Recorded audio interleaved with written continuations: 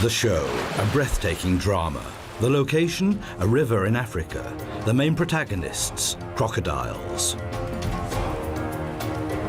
Supporting actors involved, everything Africa's wildlife has to offer. The expansive stage of the Masai Mara in Kenya is an ideal location for some stunning combats. Heavyweight conflicts and touching family scenes. The show centers on the age-old theme of the hunted and the hunters, life and death.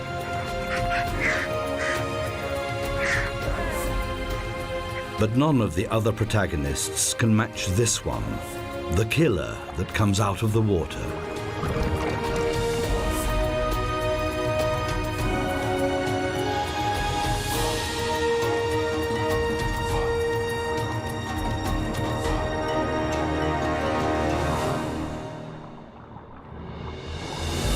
Hardly any other region in Africa is home to a greater multitude of animals than the Masai Mara. This region in the southwest of Kenya is the land of the Masai. These are semi-nomadic pastoralists who live off their herds of cattle and are known to be excellent warriors. The Masai Mara National Park lies in the southwest of Kenya in East Africa and borders on the Serengeti in Tanzania.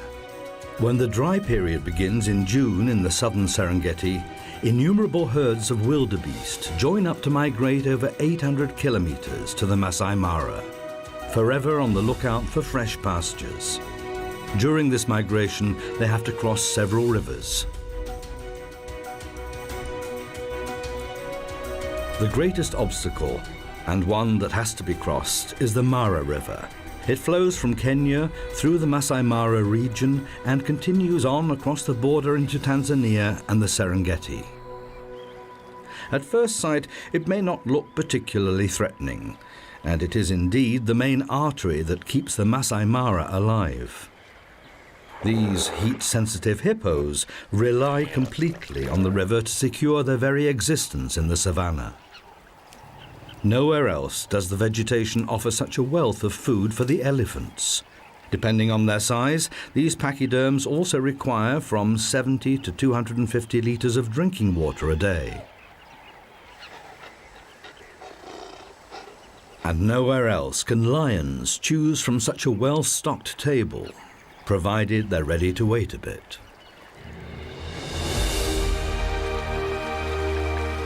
The Mara River is the only river in this region that carries water all year round.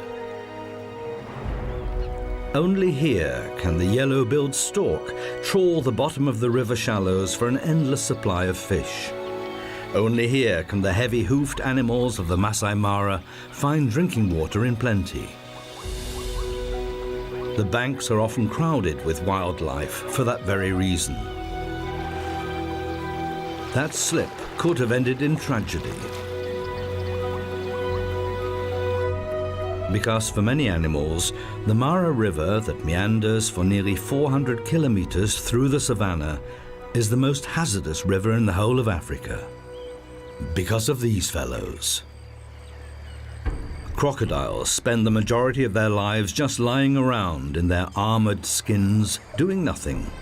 As cold-blooded animals, they can only regulate their body temperature through their own activities. They have to enjoy extensive sunbathing sessions to enable them to carry out their sorties underwater. The webs between their toes on the rear feet help them to swim.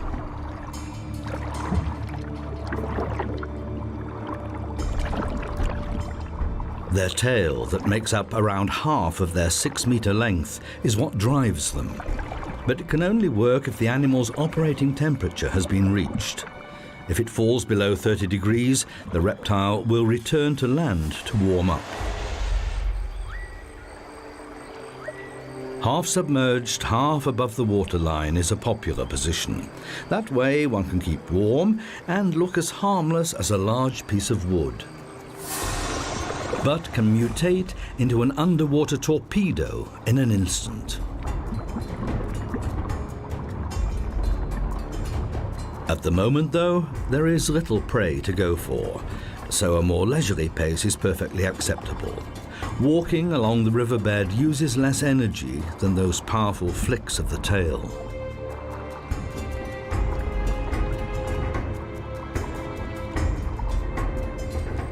What looks like boredom-induced yawning is in fact temperature regulation. By opening its mouth, the reptile prevents its brain overheating.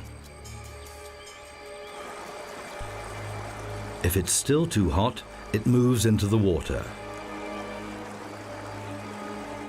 A lunchtime doze underwater is only possible for a crocodile if the water is very warm.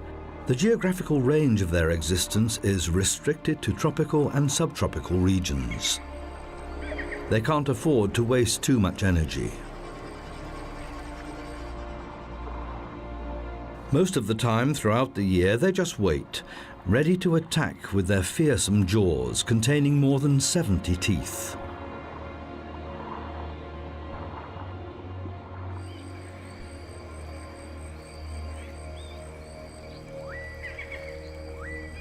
Crocodiles share their habitat with hippos.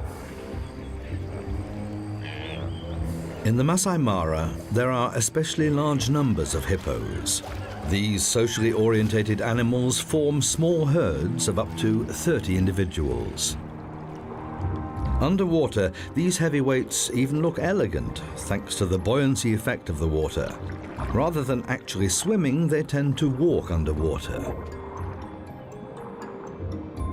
They spend most of the day in the water because their sensitive skin would crack in the intense summer heat. They can stay underwater for up to 5 minutes before they have to come up again for air.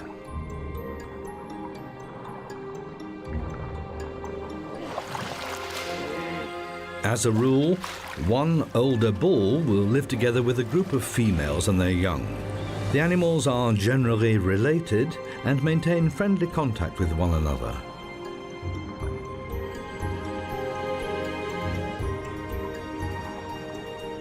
As long as there is sufficient water in the river, there are no grounds for rivalry.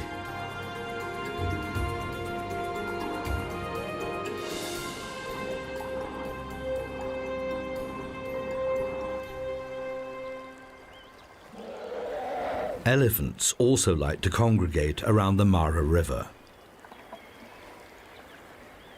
The smaller ones are best off keeping close to the adults. That way, they're less likely to become a crocodile's next lunch.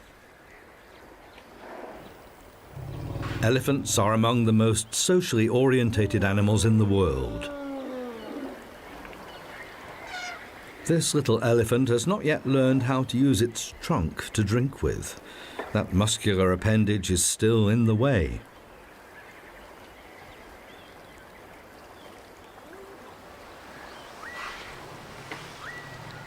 It takes a while for baby elephants to learn what useful tools their trunks are. The older adults can use their muscular trunks as a most versatile multi-tool. During meal times, it fulfills both the grab and the cutlery functions. This little one can't start learning a moment too soon, even if it is kept fed by its mother's milk for many months.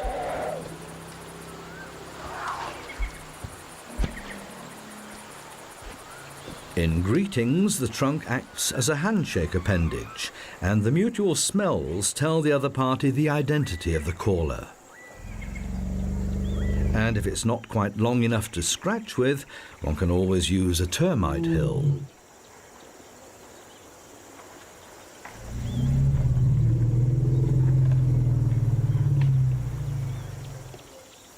This mother cheetah and her 3 almost fully grown young and 2 younger males have made their way down to the river. The brothers share the remains of the gazelle they caught.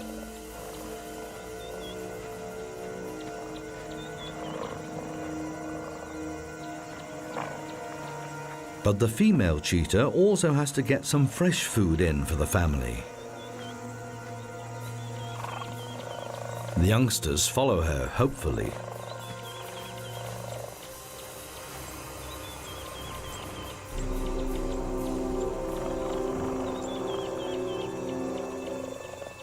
The brothers are so involved that they don't even notice the family. This one has been distracted. One youngster has discovered the hidden camera. But the mother has her sights on something else. What is that thing that neither runs away nor attacks?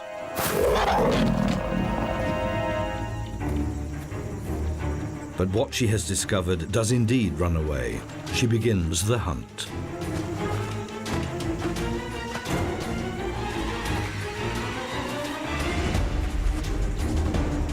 A hare can accelerate up to 70 kilometers an hour, but the cheetah is even faster. This big cat can even reach speeds of 100 kilometers an hour over short distances.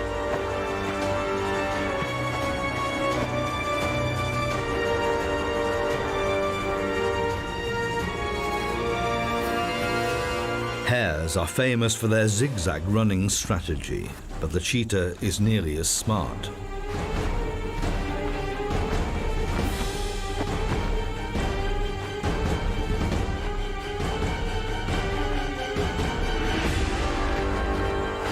The big cat's strategy is to cause the prey to trip up with a carefully aimed hit of the paw. And yet,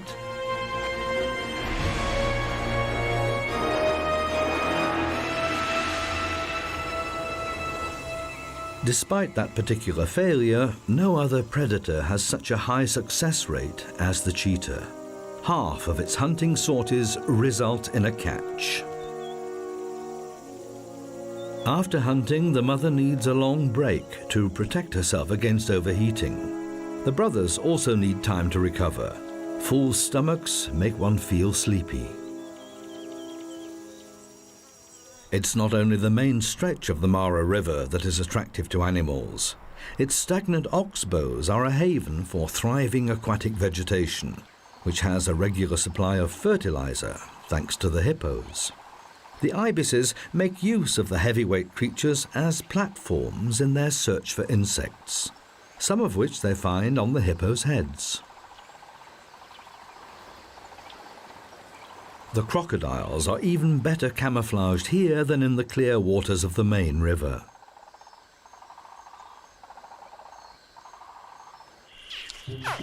Out on an inaccessible sand spit, the next generation is making its first moves. The female will have laid the eggs here 3 months ago in a nest made of sand and vegetation residues. The brooding temperature determines the sex of the young ones. In Nile crocodiles, the young will only be male if the eggs are maintained at a temperature of 32 to 35 degrees. Above or below that temperature range, the young will be female. The calls they produce while still inside the eggs appear to stimulate the brood. They all hatch at the same time. Hardly have they left their nest when they are approached by a cavernous mouth.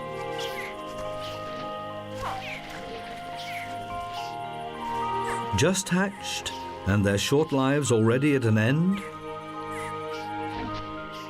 But not a single scale will be damaged. Their mother heard them calling and is transporting them safely to the water. Female crocodiles are extremely caring mothers and keep a watchful eye on their young for quite a while. Early on, these miniature lizards demonstrate their talent at surprising their prey. A fully grown giraffe may not need to worry much about a crocodile, but the act of drinking is still quite awkward. It's not only the fact that they almost have to kneel down to drink. The animal has to apply considerable muscular effort to move its head downwards. Giraffes have a powerful tendon that keeps their head and neck upright when at rest. The river and its green banks attract many giraffes. For a long time it was felt that these animals had developed their long necks simply to give them unrivaled access to the higher leaves on the trees. However, they often eat vegetation at half their height. An alternative theory suggests that the long neck was used for a completely different purpose, to give the bulls an advantage when fighting over a female.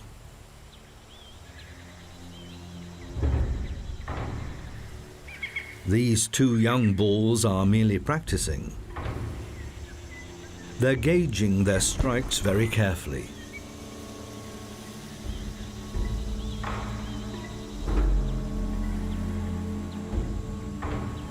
They live in loosely structured bachelor groups, but later become loners.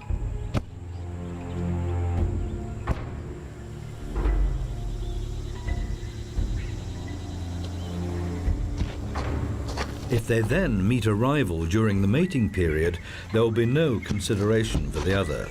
They will then apply full power to their strikes, and their rudimentary horns, or ossicones, become dangerous weapons. The objective is to knock one's opponent off its feet. Many contests of this kind have left the loser dead. These two are not in any way intending to injure each other, let alone kill. But practice makes perfect. Afternoon in the Masai Mara. Not quite the ideal hunting time for the lions. This group of banded mongooses is quite safe to pass by. These diurnal animals go hunting as a group. The leader of the pack is one of the older females.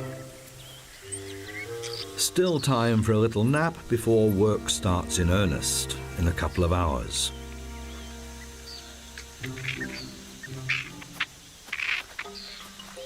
The mongooses scour the terrain for beetles, larvae, and other insects. Now and again, they dig down a little to unearth a particularly tasty morsel.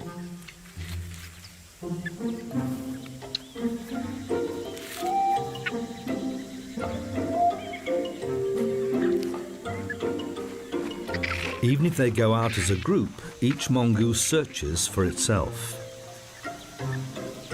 Occasionally, a mother and her young will dig together, but normally mongooses hunt individually for food.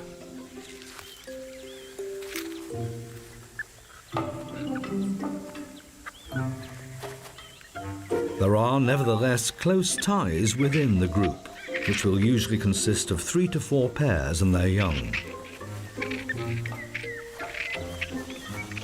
In the Masai Mara, this results in groups of around 35 animals. Impala are seldom seen alone.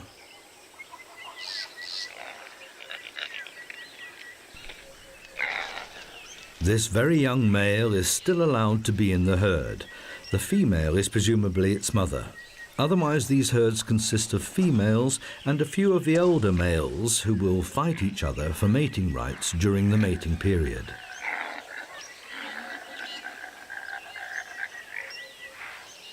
The dominant male will change from time to time at the top of the field.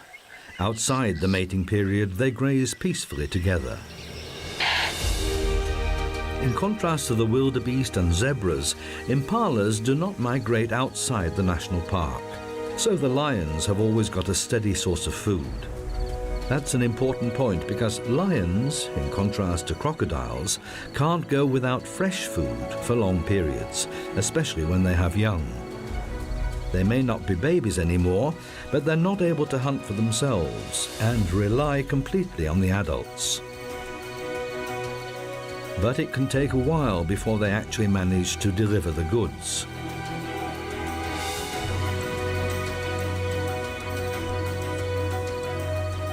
Lions are the only big cats that form a pride and maintain close social contacts.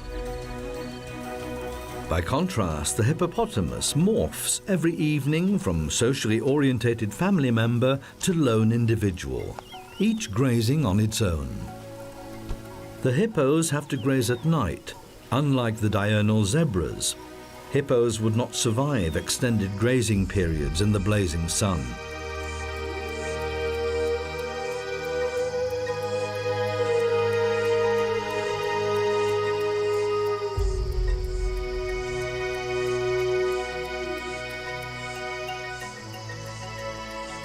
The king of the savannah still does not appear to be in a hunting mood. But soon he will set off on that errand.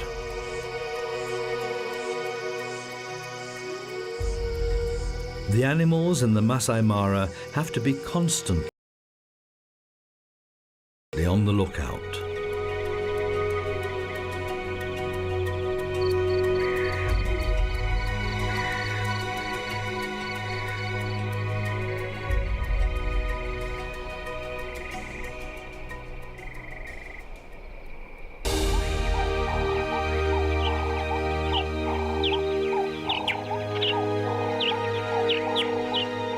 A new day dawns, and with it the start of the greatest drama of the Masai Mara.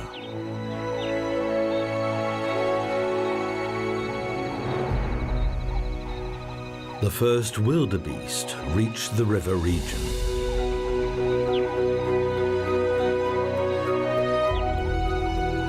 Behind them is an 800-kilometer energy-draining migration.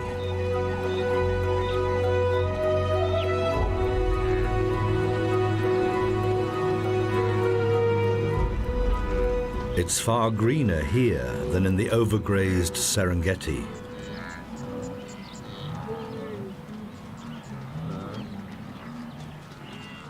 In the Masai Mara, the rain and drought periods are less extreme than in the southern Serengeti.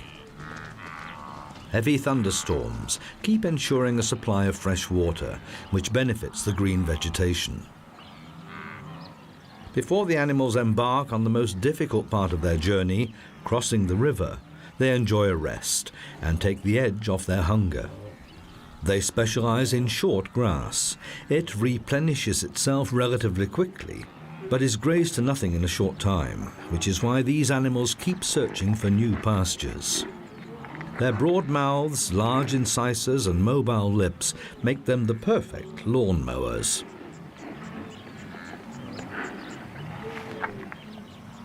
For some, though, the luscious green came too late, and it doesn't take long before they're discovered.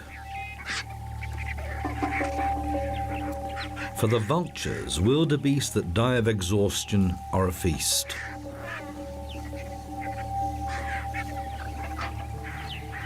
Ruppel's vultures specialize in large carrion, such as wildebeest. The marabou may be larger than them, but the vulture's sharp curved beaks are far superior, both as meat cutting tools and weapons.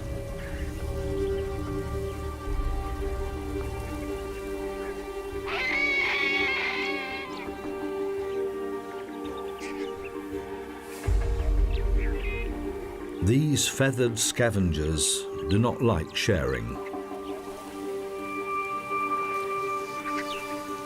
Some are so involved in infighting they forget to eat.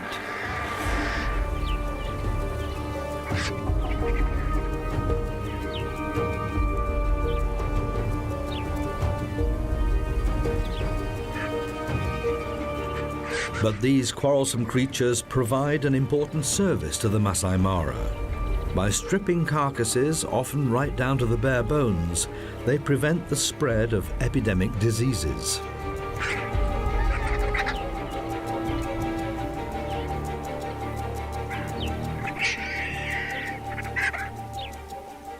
When they're not fighting, Ruppel's vultures can devour as much as a fifth of their own body weight in one sitting. That can be 1 to 2 kilograms. Having eaten their fill, they find taking off a bit cumbersome.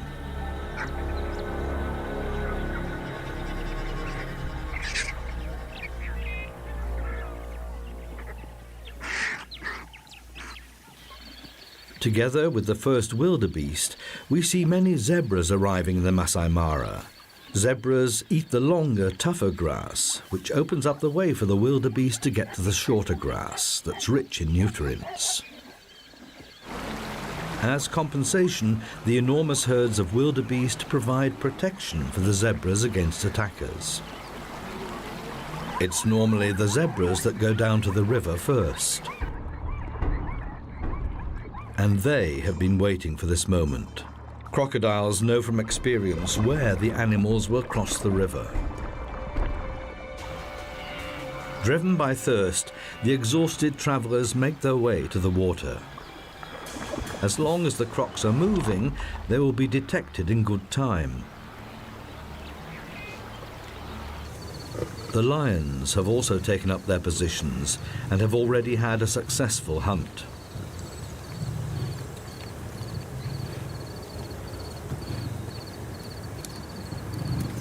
But it's not enough for the full pride.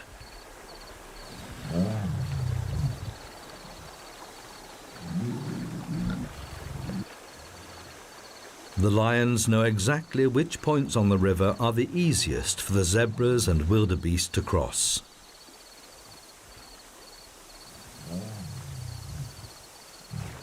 While some of the lionesses keep a watchful eye on the young, others are closely watching out for the arrivals by the river.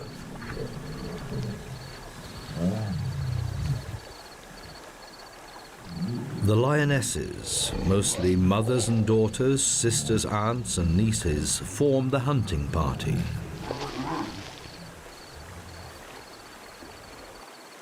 Crocodiles may not be quite as social, but later they will need each other as well.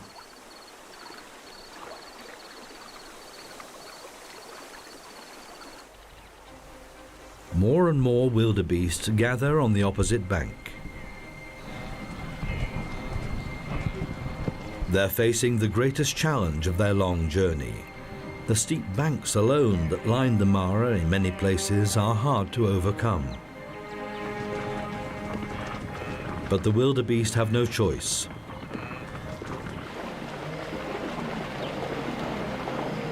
Down by the river, the life-saving herd becomes a liability. Hundreds of animals push their way forwards, leaving no opportunity for escape. The underwater hunters are on their way.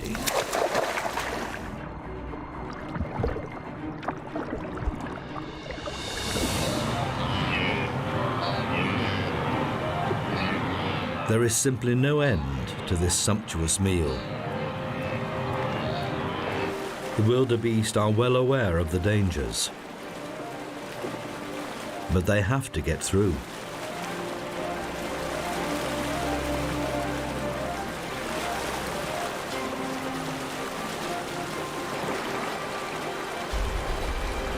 The river literally puts obstacles in their way, and those rocks are often deceptively slippery.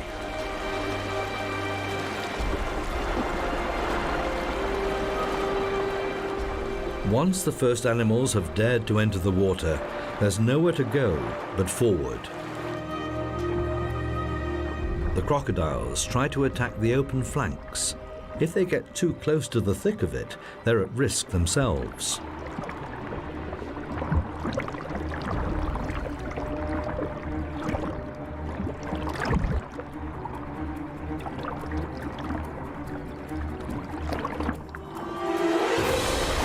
Now the wildebeest have to run the gauntlet.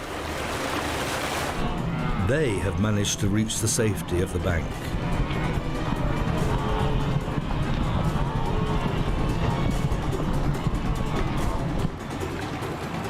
But some didn't make it. The wildebeest summon their last reserves of strength. Their ability to leap is their only chance. The safety of the individual lies in the sheer mass of the herd.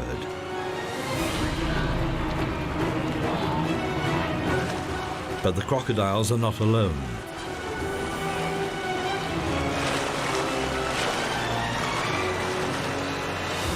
Once one of them has grabbed a wildebeest, it attempts to drag it underwater. The other crocodiles will help.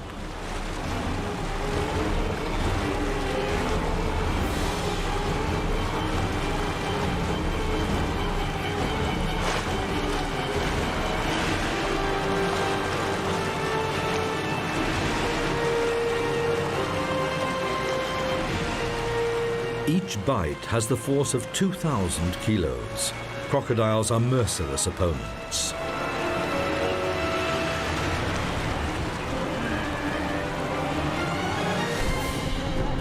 And the animals that passed the first hurdle are faced with the next ambush.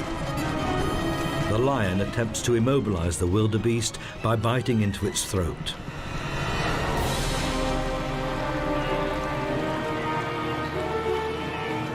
Even if they survive the river, they can still be trampled underfoot.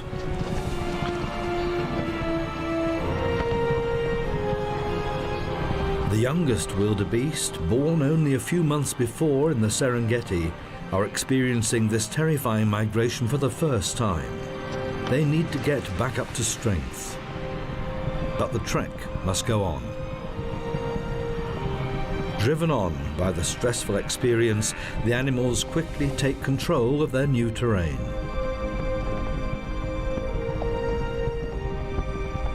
This large-scale partnership of convenience will now separate into smaller herds until it's time to return to the Serengeti in 2 months' time, following well-trodden ancestral paths.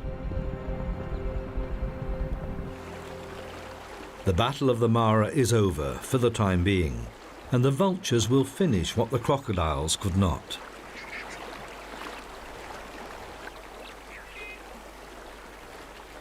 They're still living in the lap of a rare luxury. Even if a crocodile didn't manage to kill its own wildebeest, there are plenty of fallen and drowned animals floating right past their noses.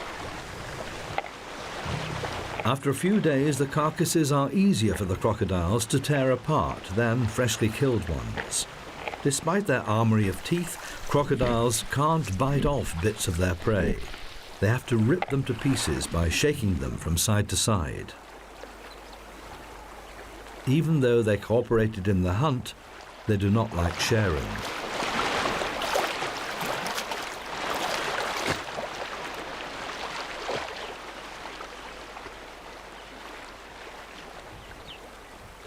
For the lions, the riverside hunt is now over. But the pride had a successful hunting trip. There's plenty for everyone, and even the chance for the youngsters to practice dismembering the kill.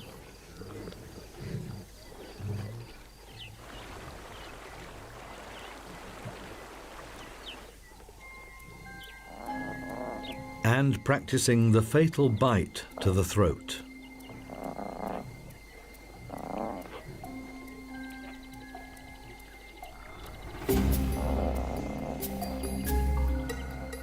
For the youngest, it's all just a game. Their teeth are not yet powerful enough to tear the skin. They still need the adults for that.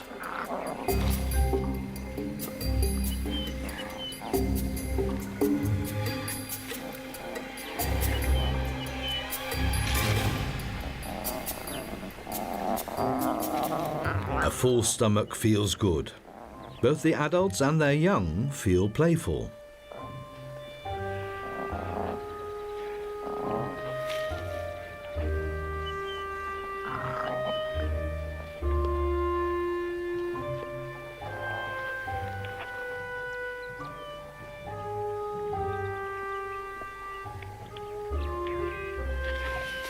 But this unconcerned rollicking can't last long. The adult lions know that if they leave the carcasses unattended for long, there will soon be nothing left. So they drag them to a safe larder, a tough task even for a fully grown lioness. Hunting and eating are thirsty work. Lions do not scoop up water with their tongues. The rough surface of the tongue binds the drops of water, and that causes a pillar of water to follow through the adhesive action between the water molecules.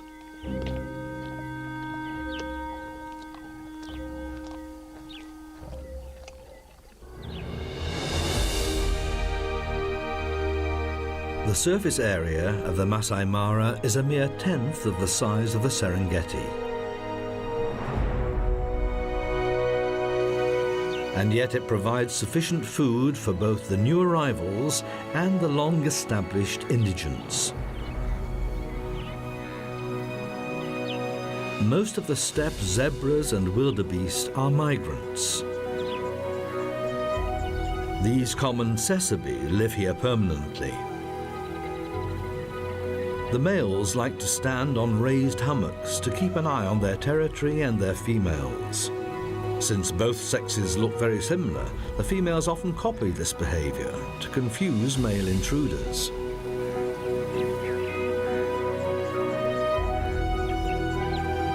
Giraffes have an even better view of the surroundings, which is why zebras like to stay close to the giraffes.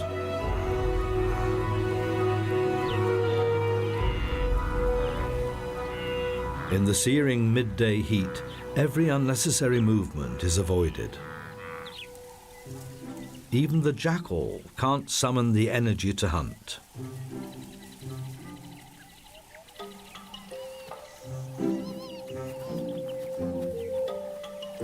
The hyenas are no different. Despite their reputation, hyenas are not merely dim scavengers. These youngsters will grow up into skilled hunters, capable of attacking even large hoofed animals such as wildebeest or zebras, individually or as a pack. But that time is still some way off.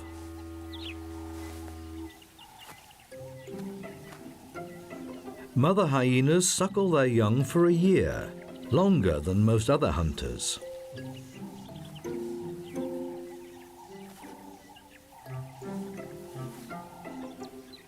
Hyenas live in clans, controlled by the females, and with a clearly defined hierarchy. The mother will pass her role on to her cub. Common tsessebi are the preferred prey of hyenas, but not in the merciless midday heat. Nevertheless, even after the Great Migration, the drama of life and death is replayed over and over again in the Masai Mara. An African buffalo has died and has not yet been discovered by scavengers.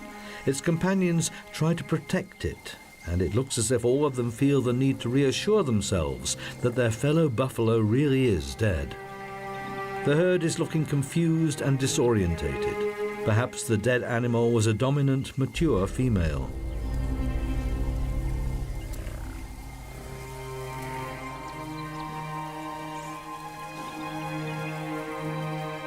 Related cows form a group with a very strict hierarchy.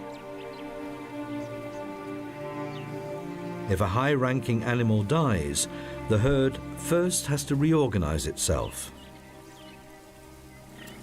The saddle-billed stork is also a carrion eater, but has to wait until others have ripped open the carcass. The young tawny eagle is much better equipped.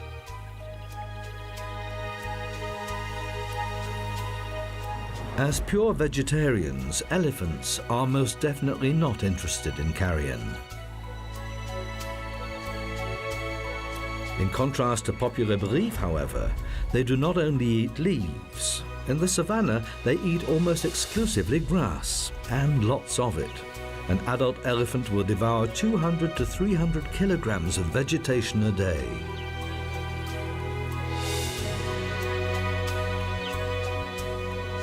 They eat for as much as 17 hours a day, but this does not stop them having a little tiff.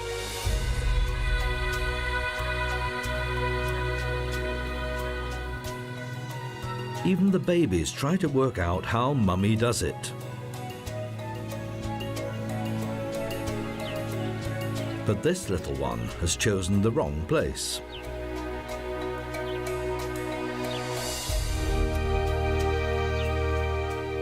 Despite gorging themselves in this way, the adolescents need a long time before they're fully grown. Not until they are 20 years old are the bulls in a position to take on other competitors. The herd is not alone. The rare hook-lipped rhinoceros is known to be one of the most dangerous animals in Africa. This herd of elephants is relatively vulnerable because of the young calves. They're not able to run away very fast.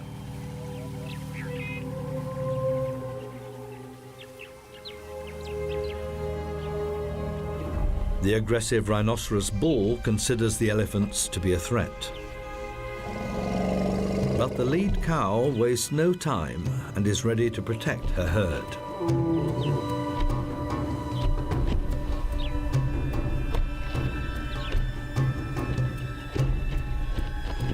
Even a rhinoceros is unlikely to take on a 3-ton heavyweight.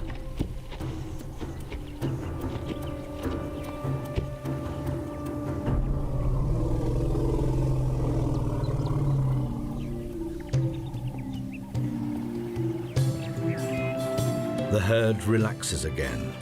The younger ones are practicing contests for later life.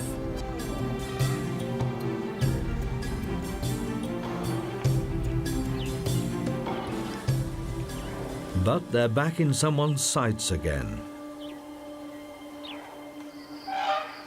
The cows remain unperturbed. The young are safe as long as they are close.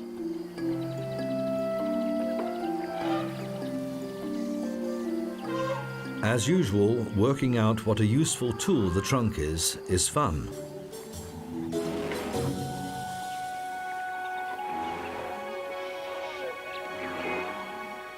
However peaceful the scene may appear to be, the elephants face an uncertain future. Poachers are still keen on killing these majestic animals for their tusks. Every year, the population of African elephants drops by 8%.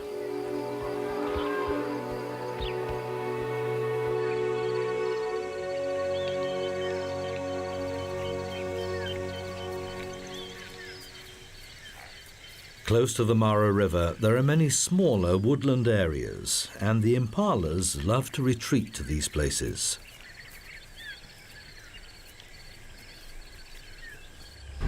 One story higher up, an Anubis baboon keeps a watchful eye. On the ground, its fellow baboons are searching for titbits. The baboons dig in the ground for insects and roots. To be able to ride piggyback, an infant has to be at least 6 weeks old. Until then, the babies cling to their mother's furry underbelly. And once they are a year old, they have to fend for themselves.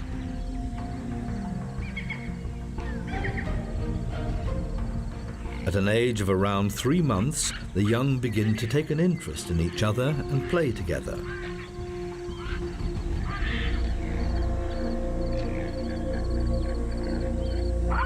The watchman issues a warning.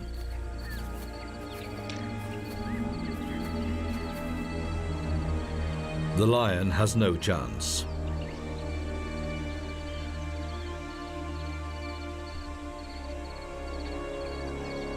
The strong males hold their posts until the danger has passed, ready at a moment's notice to attack if their harem is jeopardized. He is a far more dangerous risk for the baboons. Leopards attack from an ambush. The martial eagle has already found its prey.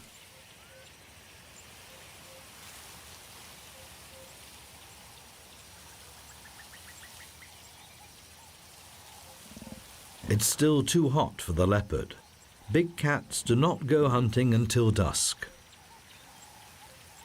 But they are already being watched. Raptors often stay close to larger hunters because there's a good chance that a successful hunt will leave something for them.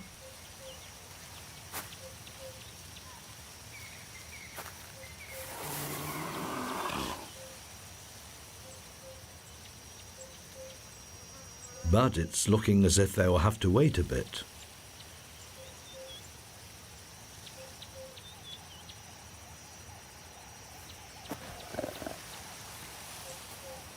Or will they?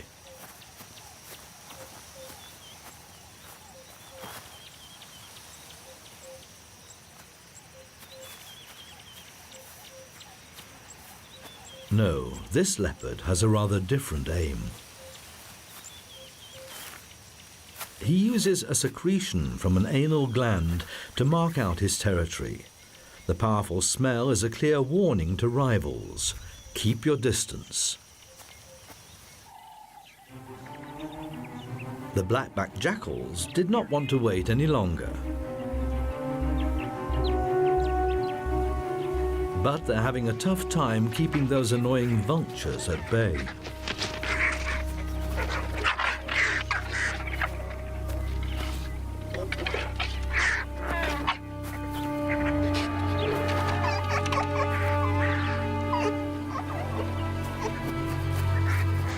The moderately sized hunters are clearly outnumbered by the vultures, and a fair amount of their freshly replaced energy gets used up again.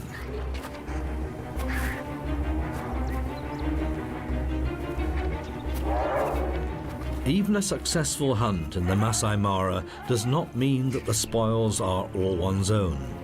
Frequently, the jackals will have to relinquish their hard-won carcass to larger hunters like lions and hyenas.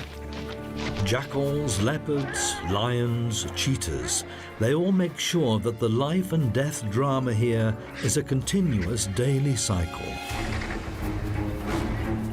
Each of them has its own way to play the game, and each produces a slightly different, often unexpected result.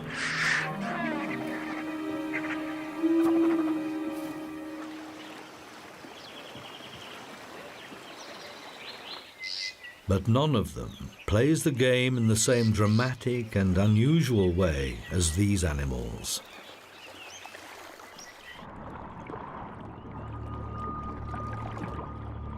They're waiting for the day when, once again, they play the leading role in the greatest drama of the Masai Mara.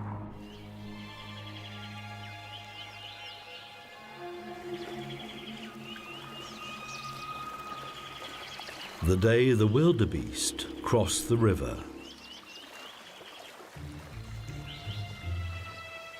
Until that day, there will always be more modest roles to play.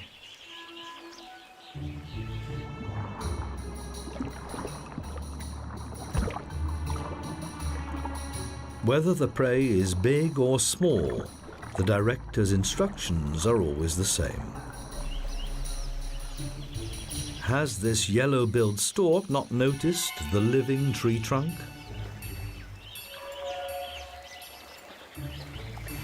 Or is that tree trunk still full up from its last wildebeest supper?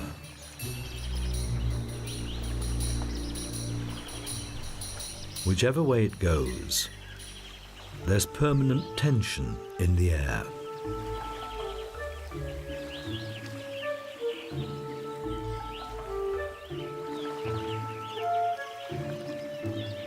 And whatever happens,